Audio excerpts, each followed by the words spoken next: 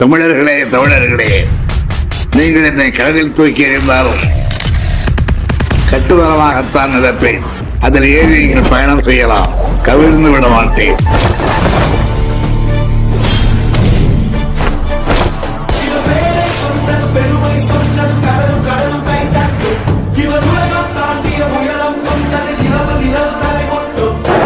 கருணாநிதி என்னும் நான் என் உயிரினும் மேலான அன்பு உடன்பிறப்புகளே, எதிரிகளே, நன்றாக திட்டுங்கள்.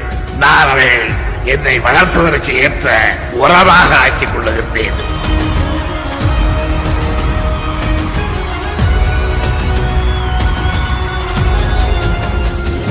என்னை எவரும் அடிக்க முடியாது.